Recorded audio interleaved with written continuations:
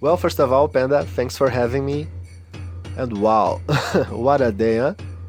I remember back then, before the creation of my channel, I was just a random guy watching One Piece videos on YouTube, especially Flying Panda's foreshadowing series, One Piece Japanese Theory, Alpha Chulate, and so on.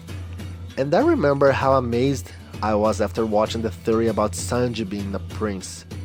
All the hard work in order to find all the hints, all the evidence, connecting all the dots, it was spectacular. When that theory was confirmed, the hype I felt was unbelievable. I created my channel a few years ago not knowing if someone would ever watch a video of mine. Then I've got some theories proven right. Recently I was able to foresee that Momonosuke was a time traveler. And now, Kanjuro, the traitor. Wow, wow. I'm delighted that probably I was able to make a lot of One Piece fans have the same feeling I had back then when the Prince theory got confirmed. Well, I can only thank you guys for all the support you've always given me, and especially you, Panda, that has been supporting me not only as a YouTuber, but as a personal friend, and our friendship goes beyond our channel, so a huge thank you. So, till next time, don't catch a cold.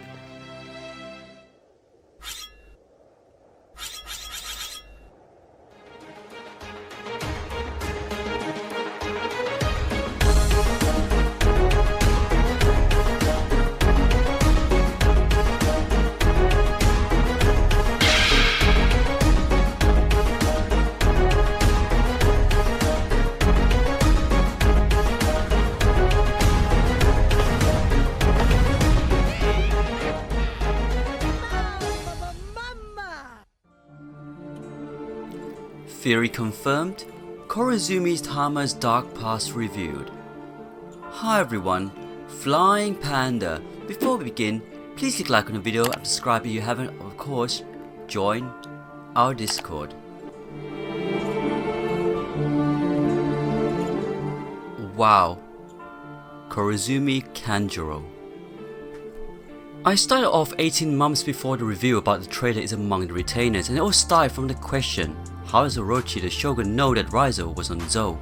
The retainers surely were careful, and I'm sure they did not go around shouting that they are from the past. To be honest, it seems that they arrived in this present timeline quite recently, so for them to be discovered so soon was most likely that someone that they know told Kaido and Orochi of this. Fast forward, and Marco, the theorist, reveals the name of the traitor as Kurozumi Kanjuro. Even though it was amazing, it still did not beat the time travel theory that he also predicted. What started to annoy me that was that the new One Piece opening started spoiling us, like the identity of Denjiro and now Kanjuro.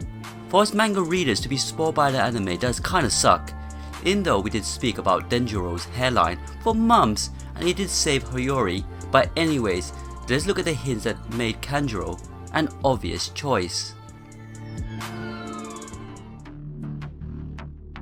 First, let's start with Jack.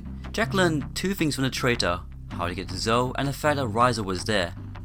Back when this was revealed, most people suspected that a mink was a traitor, but Kanjuro could have provided them with this information as well.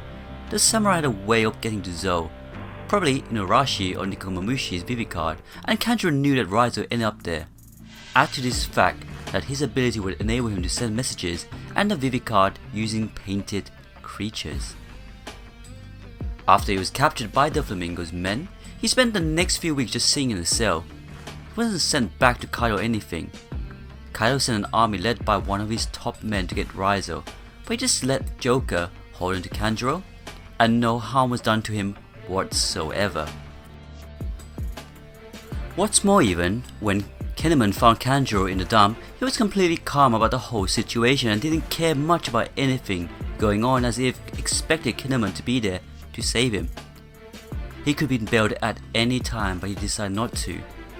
In chapter 754, where Kanjuro was introduced for the first time, we see him eating the lettuce with his right hand. One page later he starts to draw using his left hand. It could be that Kanjuro is right-handed but uses his left hand, giving the illusion that he can't draw. In chapter 920, we have the ultimate proof that Kanjuro is a traitor.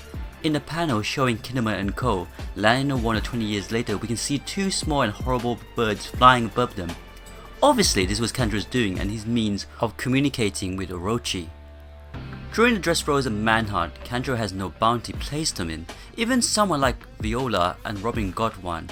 Even Kinnaman, but nothing for Kanjuro. In chapter 970, something caught my attention. In the page where Kaido reveals that there might be a traitor among audience ranks, we have an image of him and his scubbubs facing Kaido, but there is one person that seems to not face Kaido. That one person is Kanjuro. When they were sent 20 years to the future and it was revealed that the Kozuki clan still had loyal followers, the only person's reaction we don't see in that situation is Kanjuro. There is more that we can add, but that can be seen on Marco's video about the history of the character. Now on to the main theory.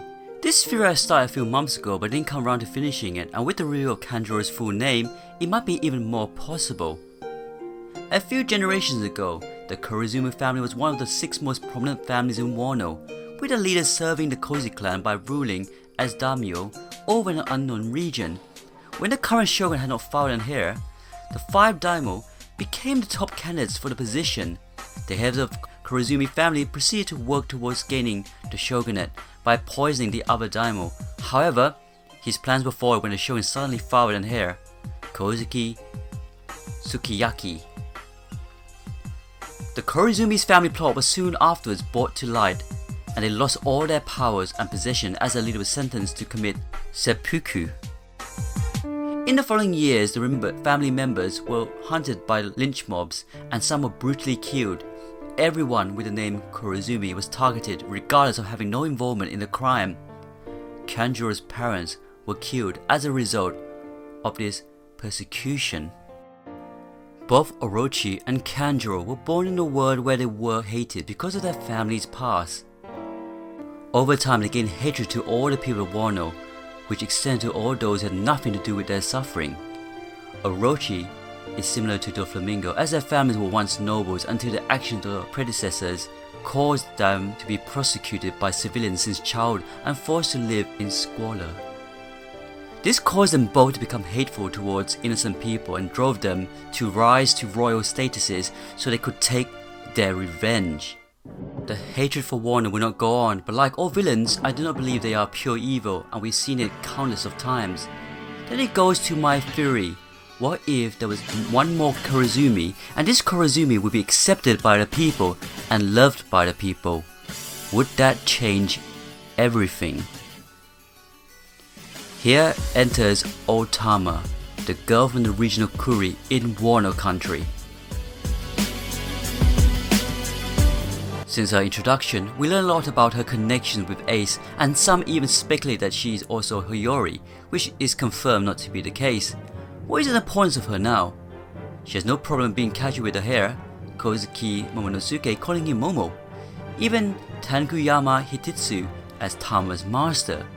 He cares for her very much to the point that he even attacked Luffy when he thought Luffy had stolen one of the only 2 rice meals she has every year. He was also angry at Luffy for revealing Ace's death, which made Tama sad. Tama also speaks with an Edo and Tohoku dialect. Tama tends to end her sentences in Yansu. I believe that O-tama is indeed a Kurozumi, and it really makes sense. Growing up alone like the rest of Wano, but it's so important when Luffy first arrives in Wano. Trained to be a ninja, and her master Tankuyama Hititsu, he's a descendant of the legendary swordsmith Kotitsu. And just like Momonosuke, he's based off an old Japanese tale. She's based off the old Japanese tale Lump Removing Old Man, a tale in which an old man befriends ogres who then removes a lump on his right cheek. Her power already is assisted with a fight against the Beast Pirates. I believe at the end of Wano, she'll be respected and the Kurozumi will again be one of the 6 ruling families in Wano. With this, I'm sure Orochi will see a different light and no longer will have hatred towards Wano any longer. Wouldn't that be a fitting end and close off the Kurozumi's sad past? Now going back to the beginning of the video, I did say that the anime did spoil things for us manga readers, while o-tama having purple hair like Orochi was intentional. Kanjuro is different though, because he's a stage performer like Kumadori, who was a former member of CP9. Also it seems like that all the Kurozumis have their fruit abilities. Kurozumi Orochi has the Hibi Hibi no Mi model Yamata no Orochi. Kurozumi Kanjuro therefore is similar to the Baijo Baijo no Mi, as both grant the ability to animate images. Kurozumi Higurashi used to have the Mani Mani no Mi, and Kurozumi Shimimaru had the Bari Bari no Mi, and now Tama with her devil fruit that allows her to create dango from her cheeks. Are you all convinced yet? Let me know your thoughts down below. It's funny, 2 years ago I actually wanted her to be one of the Nakama of the Straw Hats. She was sure better than Momonosuke, for sure. Other than that, thanks for watching the video. Again, congratulations to Marco for getting Kanjuro's name right, and of course the time travel theory. My bro is the best. Anyways, thanks for watching the video. Please leave comments down below. Please hit like, and if you haven't, please subscribe to Flying Panda, and of course, join our Discord. The road to 100k subs is underway.